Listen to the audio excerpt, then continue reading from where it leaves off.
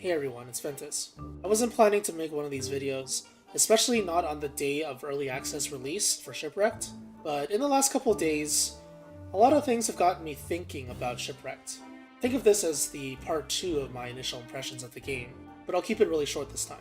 First off, I'll just say that the only things I know about Shipwrecked is based off of some early footage from PAX and the teaser image from Clay's Twitter. I know about islands, monkeys, snakes, palm tree monsters, perhaps palm tree guards, some new tools that you have to use, biomes that have different things in them, sailing around the world using boats, and spyglasses.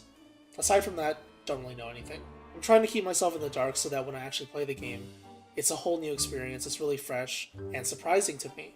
I think that's a lot more fun. Now, I don't want to talk about anything new, but rather some concerns about older features that may or may not be in the game anymore.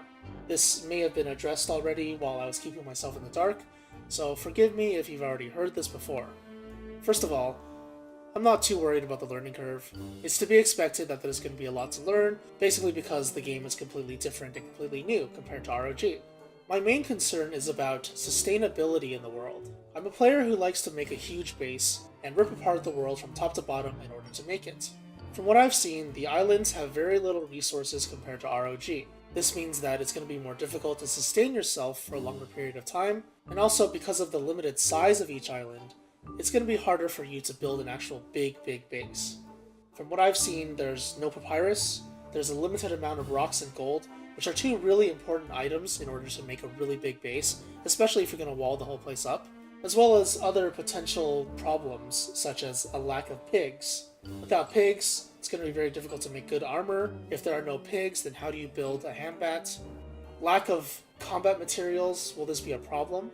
Without the Pig King, you can't get renewable gold. So all of these things, I wonder if they will affect how long a player can survive comfortably for. Is a player expected to die now? And is this an intentional feature by Clay and Cappy? Were some of the items in ROG a bit too strong for long-term survival? Unless they're intentionally making it so that you can't sustain yourself, players will find a new way to exploit the game. It'll take a bit of learning, a bit of time, but we'll reach that point again if the philosophy of the game still remains. There are lots of players out there. Some people just like to jump worlds, some people just want to see how far they can get, other people, like myself, like to survive in a world and play in it for a very long time, and that's what I find fun. Will Shipwrecked be the end of this kind of playstyle? I don't think so, but I can't help but wonder. That's probably my biggest concern about the game right now. I know it's still early access and a lot of things could change, so there's probably not too much to worry about. All of these potential problems that could be a thing, it's very personal to me. It may not affect other people, but I'm just trying to get out my perspective at the moment. Also, it may be interesting to look back at this several months in the future and see if my concerns became a reality, or if I should just laugh at my former self for even thinking this is an actual problem.